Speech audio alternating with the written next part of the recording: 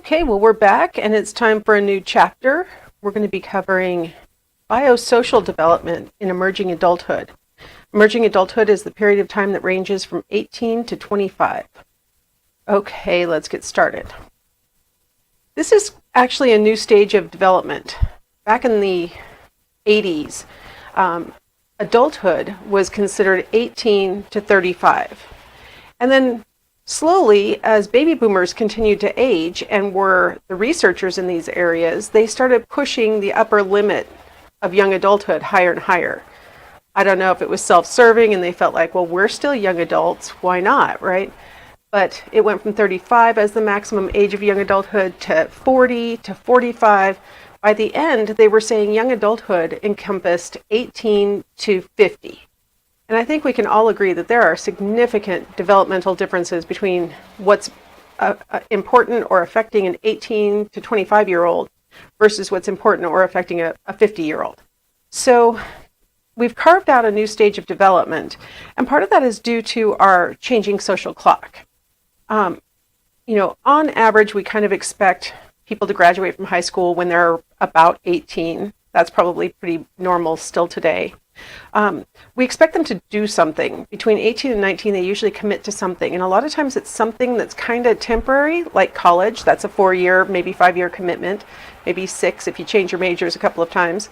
Maybe join the military and you sign up for 3 or 4-year commitments. And it's sort of a temporary commitment to something. Usually something that's going to get you ready for the next stage. So for most people, somewhere around age 22, that temporary commitment has ended, and they're ready to enter into their first steady employment, where they're actually looking for work where they expect to be for a while. And you'll notice there's this difference of age 22 when you finish up with whatever you had been doing as maybe a moratorium, and entering into steady employment around age 25. People do a little searching. They have lots of jobs in that period of time. On average today, women are getting married at age 27 on average and become mothers on average at age 26. So let's enjoy the disparity between those two numbers, because that means a lot of women are not waiting for marriage before they become mothers. So that's what that number really means. And then men are not on average getting married till they're 29. So we've got this period of time where kids, I would say, finish high school, and then by the age of 25, they start moving into more adult decisions. And there's like this limbo period where we're not expecting people between the ages of 18 and 25 to really enter into major adult decisions or commitments during that period of time. And so that's why we have this new stage of development. One of the things that's really characteristic of this period is that people are at their peak physical functioning. Their sensory accuracy is greater than it will be any other time. Here we have smell identification. And, when we were children, some of the smell identification might be weak in part because we don't know the names of things. But smell identification improves up until about the age of 18. It's reasonably steady, I'd say flat till 30, and slight declines by age 40, slight declines by age 50, and then you really start to see significant declines in the later adulthood, and we'll talk about that when we get to that phase. Here we have identifying spoken words. So this would be hearing, and you'll notice that our peak functioning is between 20 and 30, and then it starts to decline from there. And then we have vision, proportion of people who have normal 20/20 vision and can identify letters on an eye chart. And again, you're going to notice that our peak functioning is going to occur somewhere between 20 and 30, and then it slowly declines from there and then drops off pretty badly after 70. So looks like after 70, we lose some of our senses pretty dramatically. All right, but we'll talk about that later. How about reaction time? We have this little chart that shows us. So here we have, first let's look at the x-axis. And you'll notice that there's a vertical line coming up from 0.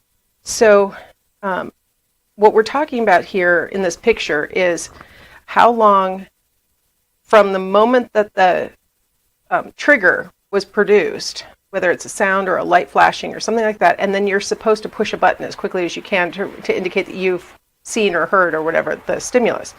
So 0 is that point where the stimulus has actually been produced.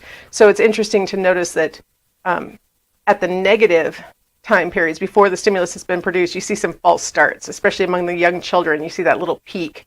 They know that they're getting ready to be tested, and so they sometimes, hit the button early.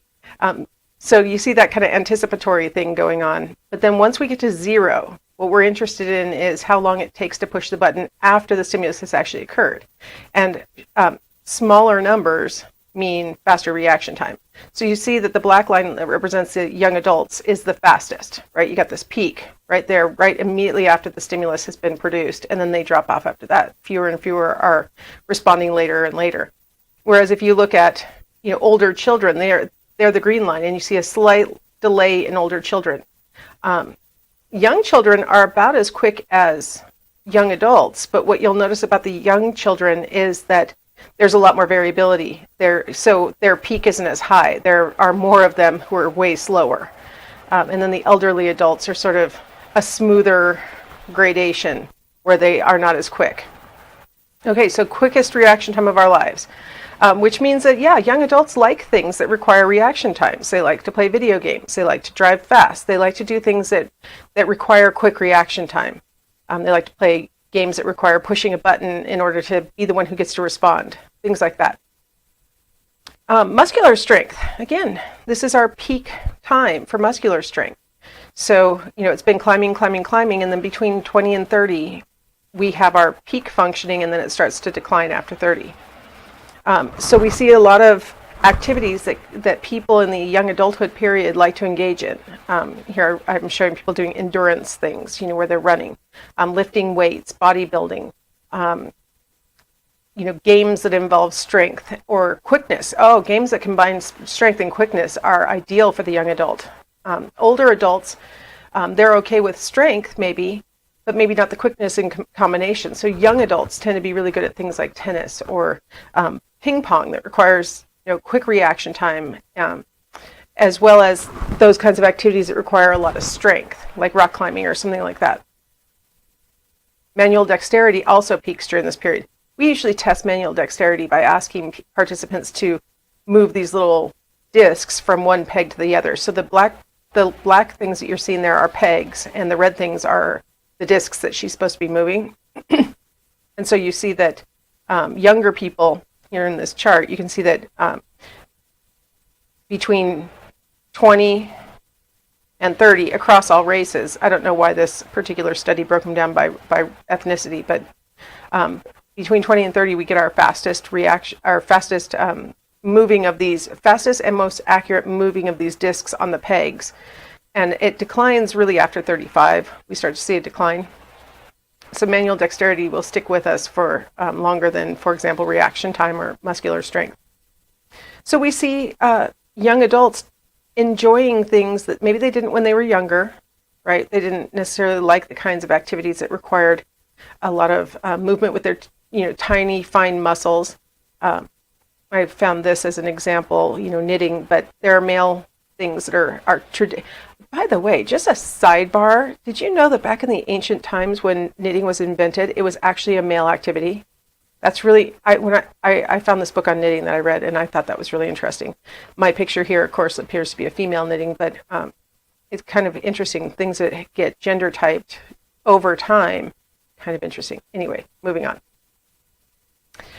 This is our healthiest period of our life. Pretty much it's good to be a young adult, isn't it? So we see the respondents who reported feeling disabled by a chronic illness, and you see even the 5 to 17-year-olds have higher rates than the 18 to 24-year-olds, and actually even higher rates than the 25 to 44-year-olds.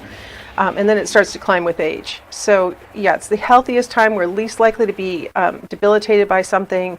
Now, of course, infections are really common during this period of time. So, getting mono or the flu or things like that are very common. But this chart is representing, something that's ongoing, some kind of thing that you're dealing with over time. Here are the U.S. deaths from the 3 top causes of heart disease, stroke, and cancer. And you'll notice that in our, if you lump together 15 to 24, that's a lot. That's including more than just our age range. And it's only 7 people in that age range per 100,000 people of population that actually end up dying of heart disease, stroke, or cancer combined. it goes up with age, but you'll notice it's a relatively healthy time all the way up until 45, really. And then we start to see an accumulation of these causes of death. All right, here's another variation on the healthiest period of life mantra. You see that the number of deaths per 1,000 individuals is really low. It's on the floor, basically, for the 5 to 9, 10 to 14. It's starting to lift a teeny tiny bit by the 15 to 19 and the 20 to 24. But it really doesn't come off the floor until 30 to 34, where people are, and this is just deaths from anything.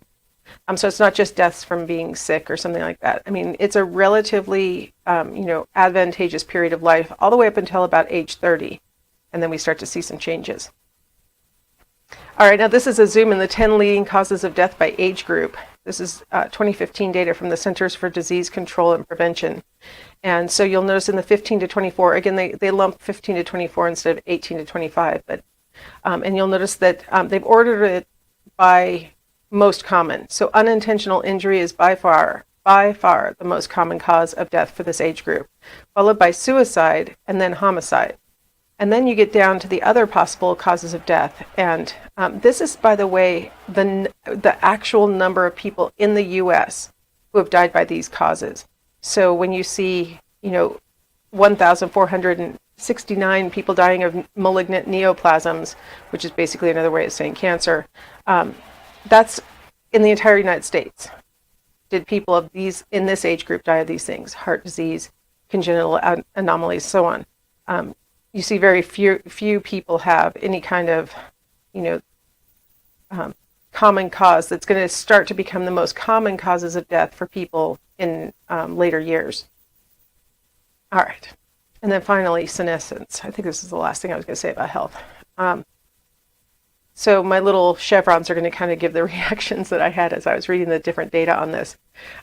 Right. Full physical maturity is achieved during this period, including the frontal lobes. So we finally, during this period of time, are going to reach our full adult, completely done adult bodies, adult brains. But just as we achieve full maturity, we start to lose strength, we start to lose efficiency. So it's like, I'm finally here, and then immediately it starts going downhill.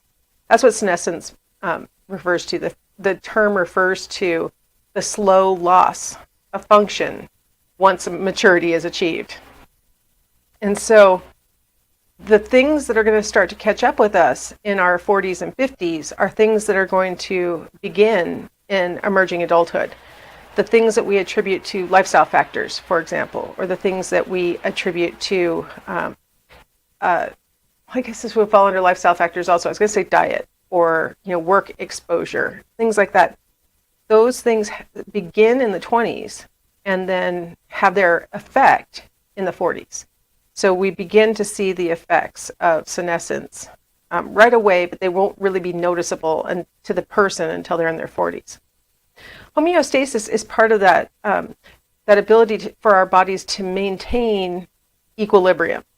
So when you do something in your 20s, let's say, for example, consume food that contains a lot of calcium in it. When you're in your 20s, you're able to metabolize that through homeostasis and get rid of it much more readily than the body's going to be able to do in the coming decades. We're the most efficient during our 18 to 25 year period. And so young people can, let's say, drink too much one night and then kind of recover well enough to go back to work in the morning or things like that. They might not feel their greatest, but they can kind of recover.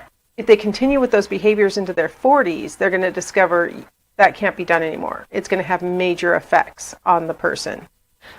So senescence reduces efficiency of homeostasis with age. So as we age, we lose the ability to bounce back from little insults, from little, overdoing it. I'm not getting enough sleep in your 20s will not have the same effect on you as not getting enough sleep in your 40s would have. One of the things that we can do starting in our young adulthood period is to maintain exercise. A lot of us exercise through high school and then we sort of stop.